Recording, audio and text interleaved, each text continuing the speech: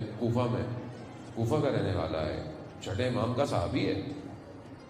اس کے پڑوسی ایک تھا جو کہ بہت ہی جو ہے وہ جو برا کام ہو سکتا تھا کرتا تھا، لوگوں کا حق کھاتا تھا، لوگوں کی چیزیں غصب کرنا، گھر میں جو ہے وہ لاؤ لعاب کی محفلیں رکھنا، آوازیں آنا. یہ اس کا پڑوسی تھا. پڑوسی ہونے کے ناطے اس کا حق بنتا تھا کہ اس کو تذکر دیتا، امر بالمعروف ہوتا. خیر اس نے بھی یہی کیا کہ یہ آپ کیا کرتے ہیں، تو بہرحال اس نے بھی پڑوسی ہونے کی وجہ سے احترام کیا اور کہا کہ دیکھیں ہم دنیا کے آدمی ہیں، آپ شریف النفس انسان ہیں، آپ چھوڑیے ان کاموں کو. لیکن بہرحال انہوں نے تذکر دیا. یہ تذکر دینا کچھ نور جاگ گیا اس کے اندر. یہ جو لوگ بار بار کہتے ہیں بھائی کیا کریں مولانا، کتنی تبلیغ کریں، یہ تو سنتے ہی نہیں ہے، یہ بچہ سنتا نہیں ہے، یہ گھر میں نہیں سنتا، وہ خاتون نہیں سنتی، کوئی فائدہ نہیں ہے. نہیں عزیزان محترم، فائدہ ہوتا ہے. قطرہ بھی گرتا رہے نا، پتھر میں سوراخ ہو ہی جاتا ہے. یہ تذکر دینے نے اس کے اندر کچھ جگا لیا. تو کیا کہتا ہے کہ ابو بصیر، اگر تم جس کو اپنا مولا کہتے ہو اگر وہ میری ضمانت دے دیں تو میں سب چھوڑ دوں گا.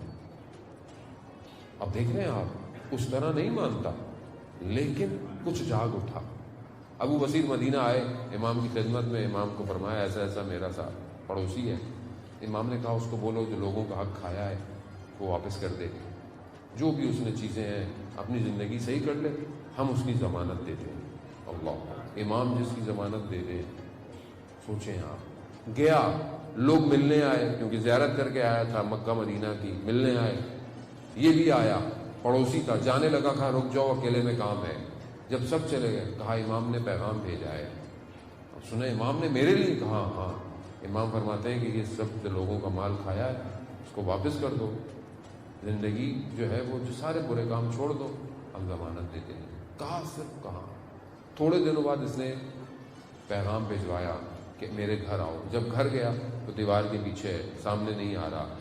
کہا میرے پاس جتنا مال تھا لوگوں کا میں نے واپس کر دیا، جن کا نہیں پتا تھا وہ صدقہ کر دیا. اب یہ حالت ہے کہ میرے بدن پر لباس بھی نہیں ہے، میں تمہارے سامنے نہیں آ سکتا. یعنی جو کچھ تھا میں نے دے دیا کیونکہ حرام تھا، کچھ نہیں ہے میرے پاس. اور انہوں نے کچھ انتظام کیا اس کے لیے، حتیٰ بدن سوکھ چکا تھا گریے کر کر کے. کچھ دنوں بعد پیغام آیا کہ میرے طبیعت خراب ہے. یہ پہنچا، آخری وقت ہے اس کا، کبھی ہوش میں آتا ہے کبھی بے ہوش ہو جاتا ہے، پھر ہوش آتا ہے، پھر جو آخری دفعہ ہوش میں آیا کہتا ہے ابو بصیر تمہارے امام نے میرے ساتھ وفا کی. اور پھر آنکھیں بند ہوئی اور پھر مر گیا.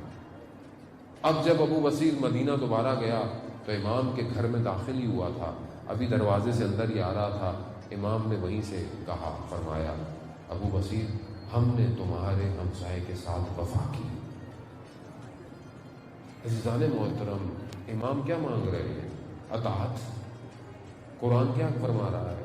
بسم اللہ الرحمن الرحیم، اطیعوا اللہ واطیعوا الرسول واولی الامر منکم.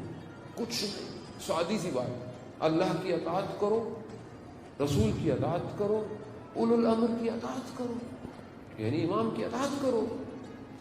کچھ نہیں کہا. خب میں اپنی زندگی میں دیکھوں اطاعت کر رہا ہوں کہ میں، ہر شخص چاہتا ہے نا اس کے آخری وقت میں مولا کی زیارت ہو. بھائی اگر دنیا میں نہیں ہو پائی تو آخری وقت میں تو ہر کوئی چاہتا ہی ہے کہ مولا کی زیارت ہو. تو مولا کی زیارت کیسے ہوگی؟ مولا آئے نا، ایسے وقت میں آئے، شخص کا آخری وقت ہے. 10ویں امام نکی علیہ السلام، اللہ صلی علی محمد وآل محمد. شخص آخری وقت میں مولا گئے، آخری وقت ہے، گھبرا رہا ہے. مولا نے پوچھا کیا ہوا؟ کہا مولا گھبراہٹ ہو رہی ہے. کہا کیسی؟ کہا جان نکلنے کا خوف ہے، موت، زندگی تلف ہونے کا، ختم ہونے کا. امام نے اس کا ہاتھ پکڑا اور دبایا. اللہ اکبر، کاش کہ ہمارے آخری وقتوں میں ہمارا امام ہمارے پاس ہو. ہاتھ دبایا، کہا کہ موت سے کیوں گھبرا رہے ہو؟ موت تو بالکل ایسی ہی ہے جیسے انسان دنیا میں نجس ہو جائے یا آلودہ ہو جائے تو غسل لیتا ہے، غسل لے کر پاک ہو جاتا ہے، موت بھی انسان کو پاک کرتی ہے۔ خوف کیسا؟ یہ سننا تھا کہ اس کی جان بڑے آرام سے نکل گئی، ایسا نہیں ہوتا۔ موت ہے کیا؟ شب جمعہ ہے، بہرحال میں مجبور ہوں کیونکہ مغفرت کی شب بھی ہے اور زیارت شہید الشہداء بھی ہے، اور خاص طور پہ وہ مرحومین کہ جو ہمارے دنیا سے گزر گئے ہیں وہ آج کی رات اپنے رشتہ داروں کے گھروں میں ضرور آتے ہیں۔ تو انسان کو متوجہ ہونا چاہیے کہ اس کو بھی ایک نہ ایک دن مرنا ہے۔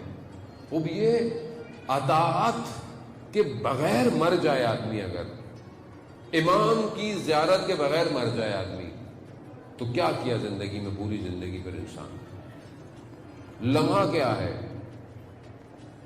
الہی کمشئی تفسیر جو اپنی بیان جو تفسیر انہوں نے لکھی، یہ جو لمحہ ہے کہ جب انسان کی روح بدن سے نکل رہی ہوتی ہے، اس کو انہوں نے ڈیفائن کیا کہ انسان جب مرتا ہے تو روح انسان کے بدن سے پرواز کرتی ہے، روح نے اوپر کی طرف جانا ہے۔ اب اوپر ہمارے لیے اوپر ہے، لیکن اصل میں تو پرواز رفعت اور بلندی کی طرف جانا ہے، یعنی بہتری کی طرف جانا ہے۔